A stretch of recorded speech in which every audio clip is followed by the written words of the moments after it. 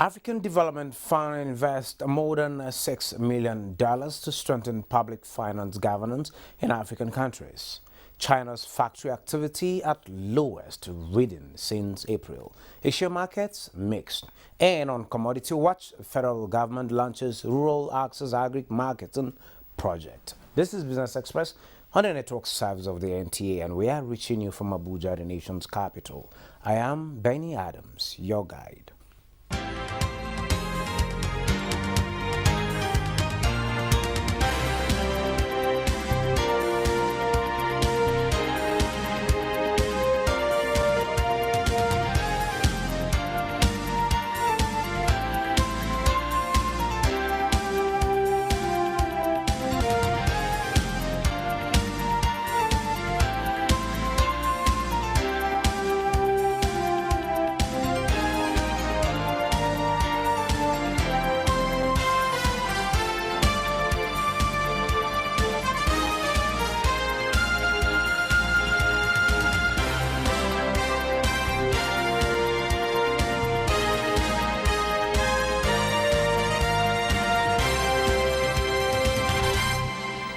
Well, it's that time we talk business, and we start by telling you that the NNPC Limited has programmed vessels and trucks in order to fast-track massive loadouts from depots to various states. Adeyemi Adetunji, Executive Vice President, Downstream NNPC Limited, who stressed that this exercise is being monitored closely, added that 24 hours operation in depots and designated petrol stations has commenced to keep the nation wet with petroleum products. Lydia Sampson reports. As part of efforts to ensure product sufficiency nationwide, it says increased product loading and 24 hours operations in selected depots around extended hours at strategic stations is ongoing. We currently have a national PMS stock of over 2 billion liters. This is equivalent to over 30 days sufficiency. He attributed the recent queues in Lagos to ongoing road infrastructure projects around the Papa, which further compounded access road challenges in some parts of Lagos depots. According to him, the gridlock is gradually easing out. He noted that though Abuja is impacted by the challenges recorded in Lagos, he assured that NNPC retail and key marketers have intensified dedicated loading into Abuja to restore normalcy as soon as possible. He reassured Nigerians that NNPC Limited is working with NMDPRA, Morman, DAPMAN, IBMAN, NATO, PTD, and other industry stakeholders to ensure product sufficiency with 24 hours operations and increased product loading. In Abuja, Lydia Sampson. And Nigeria has joined other nations of the world in collating usable data on the energy needs and supplies in the country. The effort is to ease planning and investment in the sector. The energy supply, particularly electricity, it's not adequate and it's not reliable. And the only way to improve on the supply and reliability is to have a very reliable data so that you can plan and work towards solving the challenges that is causing the inadequacy and the unreliability. For us to be here today, it means that the country is ready to get data on energy in right quantity and in the right quality. The key mandate of ECOWAS is to harmonize member state policies and programs in the field of energy. For that, we need to improve the governance of the sector, which is why we, with the support of the European Union, we have developed a program called Program for Improving the Energy Sector Governance in West Africa. Oil prices rose in early Asian trade on Wednesday as U.S. crude inventories were seen falling, but concerns that OPEC Plus would leave output policy unchanged at its upcoming meeting limited gains. CNBC reports that the Brent crude futures were up 0.8% at $83.68 per barrel, while U.S. West Texas Intermediate crude futures rose 68 cents to $78.88 per barrel. Amid global uncertainties, countries around the world are looking at available options to continue to drive the economy. Promoting entrepreneurship is one area identified as key to sustainable growth and development. That's our talking point on the program. And joining me is Elvis Abuyere, investment banker and advisor. He is the CEO Skywise Group. Mr. Skywise CEO, you're welcome to Business Express. Thank you so much. Good afternoon. Good. Good afternoon, Nigeria. Yeah, It's sure. an honor to be here today. Good to have you. Thank you. Well, entrepreneurship, MSMEs are seen to be the drivers of every economy. Definitely. Can you tell us, is that different with Nigeria? What's the ecosystem like? And for you that is into business, it's the business environment will tell you, okay, ease of doing business is improving every day. But with the global economic challenges we have, you hear MSMEs are struggling. Are you in the struggling point? Are you thriving? Are you cruising above the sea? What's the situation like? For me, I would say we are actually striving and we are actually cruising the sea, and we ensure that definitely we're pursuing the vision of entrepreneurship in order to develop Nigeria and Africa at large. And I do believe for what you have said so far, entrepreneurship is a way of life and is a way to go. In order to get it right in Nigeria, we need to create programs that will enable entrepreneurship development in Nigeria. From research, Nigeria is a giant of Africa, and we are leading in 54 countries. So I do believe in our area of industry, Skywise, we have a program called Skywise Empowerment and Advancement Foundation. So what we do at the foundation is to raise entrepreneurs, because we're told that, oh, go to school, get good grade, and you're going to get a good job. But today, we can see that the jobs are no longer there. Even the governments have come out and said there are no jobs. So at the foundation, every year we organize a program called Meet the CEO. And we ensure that we have young people coming out of school, fresh graduates, just to attend this program. And we'll be having one at the end of this weekend, Saturday, Transcorp Hilton, Abuja, where we'll gather people who have done so well in business. And we'll gather young people who actually want to look into the era of entrepreneurship, to come and listen to people who have gone ahead of them, to learn from them, and ensure that they get something for themselves. Because the future of Africa is entrepreneurship. So for us to be great, to lead Africa, we must, as a matter of necessity, invest so much in entrepreneurship. Okay, talking about investment in entrepreneurship is one thing to meet the CEO and get motivated. We have a lot of motivational books on the business, on how to stay positive, on how to grow your business.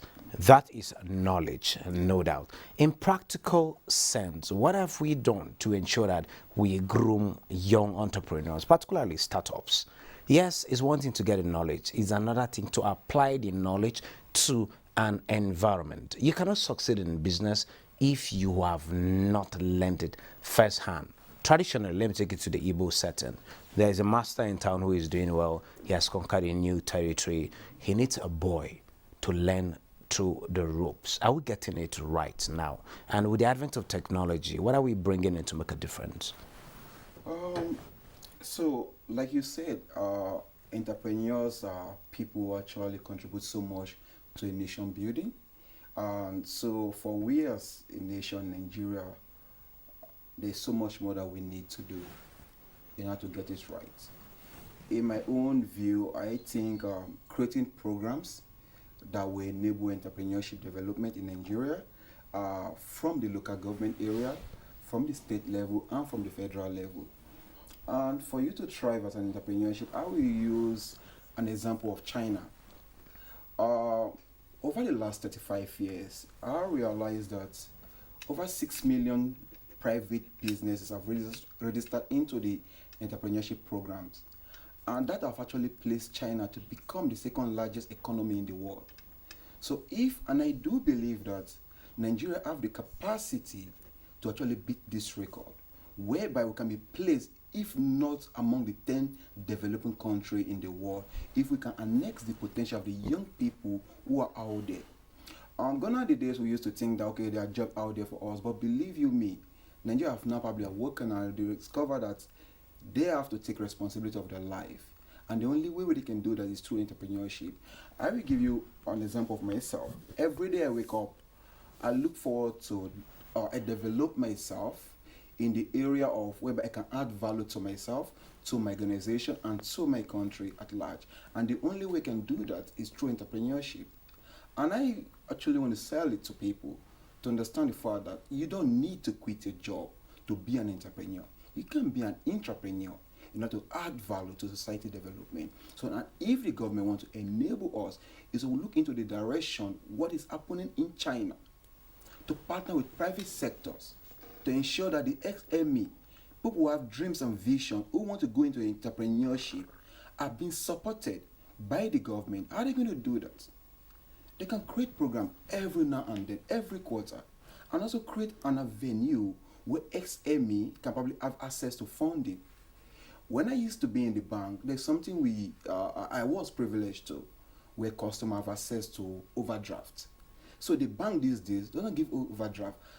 And when I actually approached one or two people in the bank, they said most Nigerians are not credit worthy. Yes, I understand, but it's the rule. There's risks in it. Yes, there's a risk in that, but there's a role of the government. Like I say, using China as an example, whereby government can participate or partner with a well-established private sector and ask this private sector, you know what, maybe let's use one of the local governments in Abuja.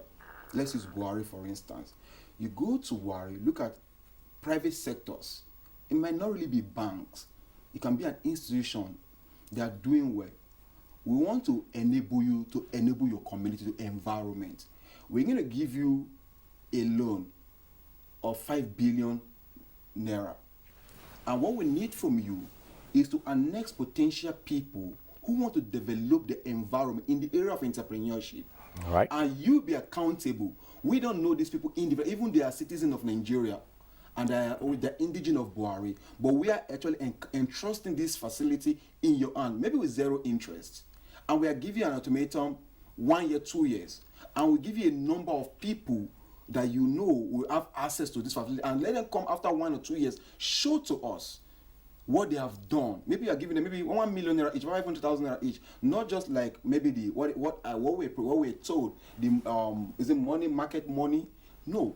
Trader money, Trader market money, money, yeah. So, farmer money. Thank you. And all of it. And the issue with that is that if you give people money and you don't train them mentally, they will abuse that money. They will use it for something. Okay, wrong. sorry to cut you. Aside the mental training, I was going to ask, where is the place of capacity building in all of this? It is one thing for you to get that facility, talking about the money, the financial backing. Yeah. It's another thing for you to judiciously use that money for that particular empowerment, so much that you will not just stand on your feet, for you to get to employ others, thereby creating a value chain where employment is created, where more people get empowered. For instance, in the Buhari environment, let's not look at Skywise alone. Let's look at other MSMEs that are standing on their feet. What are they doing in terms of value addition, in terms of capacity building, to ensure that startups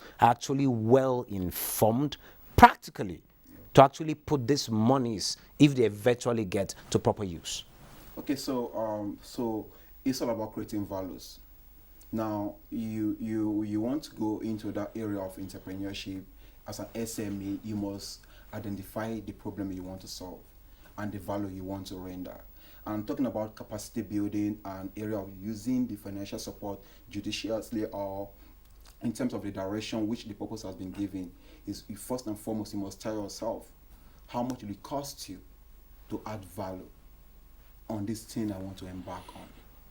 2, you must tell yourself the time it's going to take in order to establish that purpose. So when you're able to identify this, you begin to develop yourself and develop the environment. And you must ensure, you must be real to yourself. If it's not your calling, if it's not one thing whereby you have passion to do, you must not necessarily want to apply for it, but you must ensure that, okay, you develop yourself, you have identified yourself, your strengths and your weaknesses, and ensure that, okay, I have this to deliver, I can do this. All I'm asking for is just a support. Then you cannot approach whoever the establishment, either from the government or the private sector, to assist you. Just like when we started Skyway, we started from just friends and family.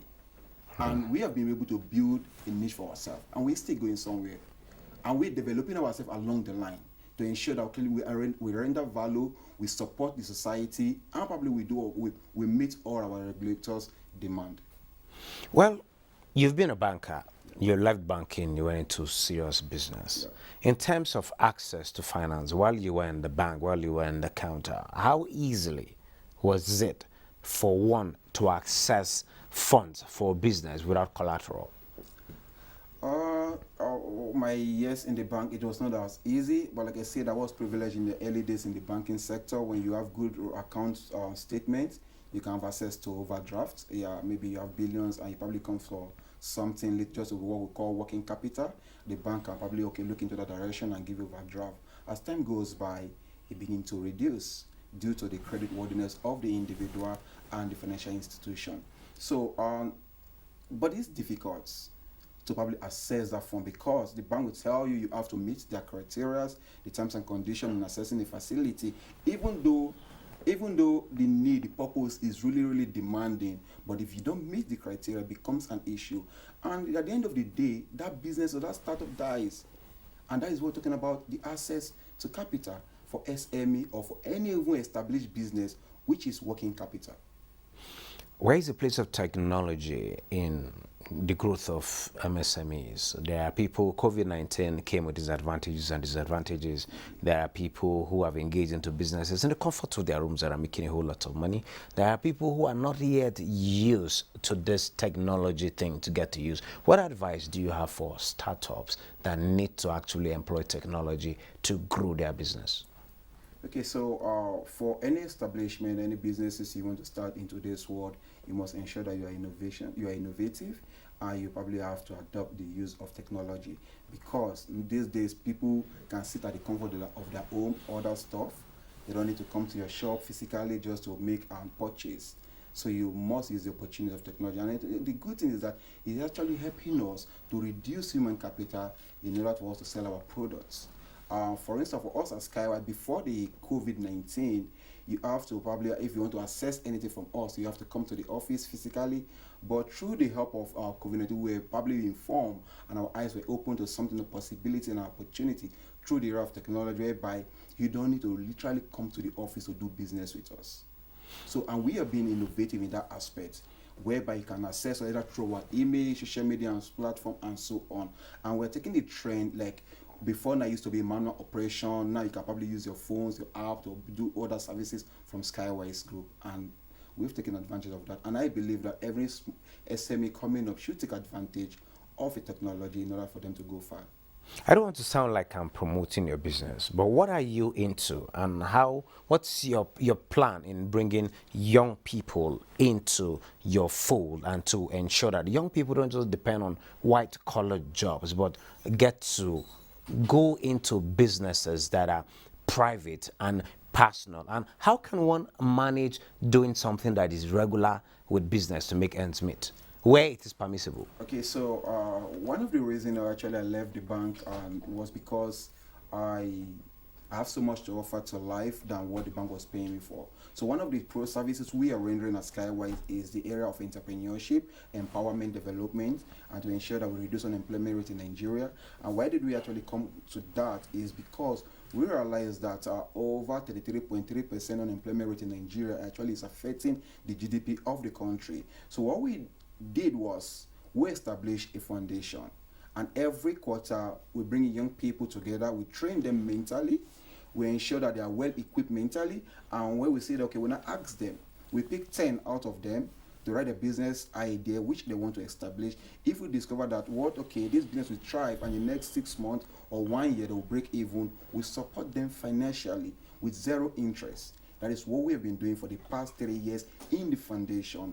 But outside that, as Skywise, we also have what we call the cooperative finance, whereby we bridge liquidity gap in the society. Like you rightly said, it's not easy to have access to funding from the financial institution.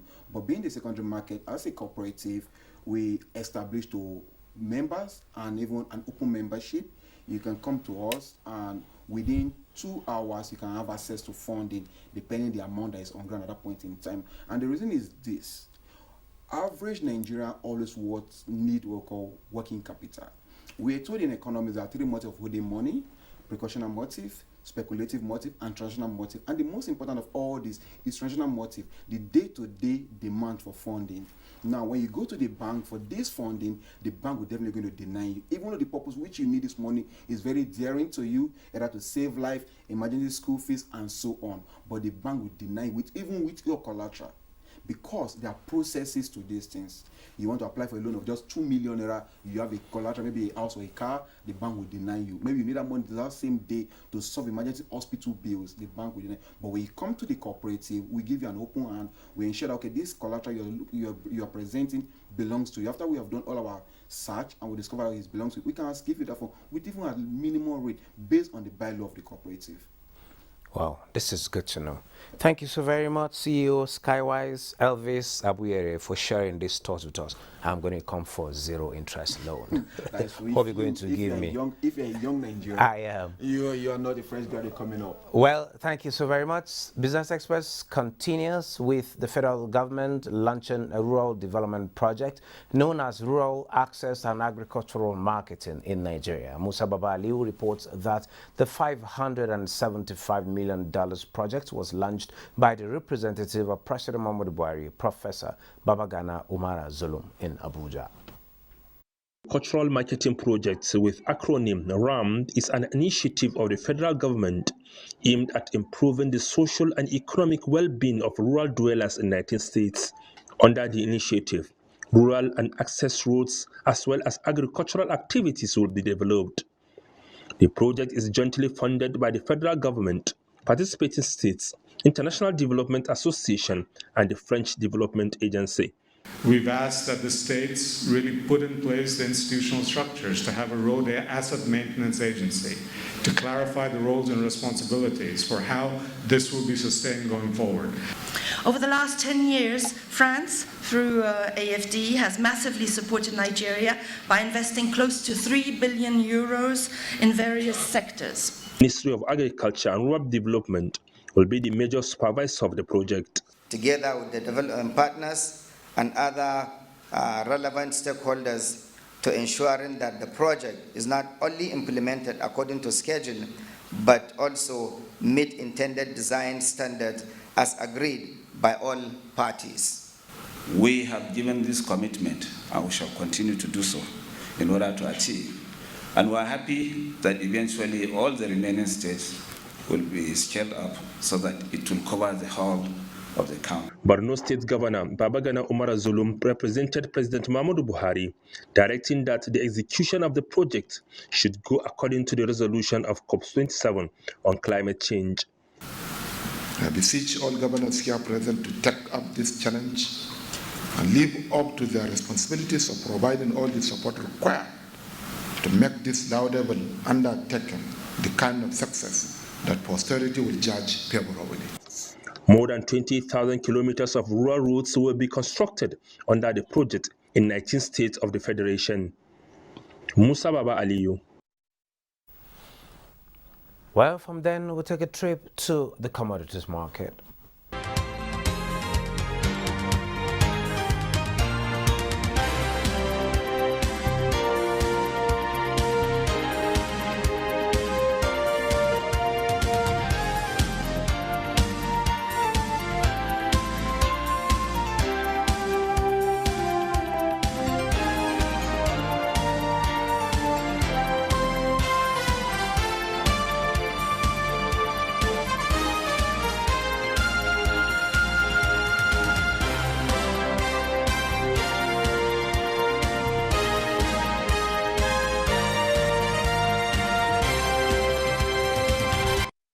That wraps Business Express for today. Remember to keep in touch with us. Do send us your comments, observations, and suggestions. Also be informed that all previous episodes are available on YouTube on the NTA's channel. You can also communicate with us via various social media platforms. Business Express returns on Thursday at 9:30 a.m. I am Benny Adams saying have a beautiful part or the rest of the day.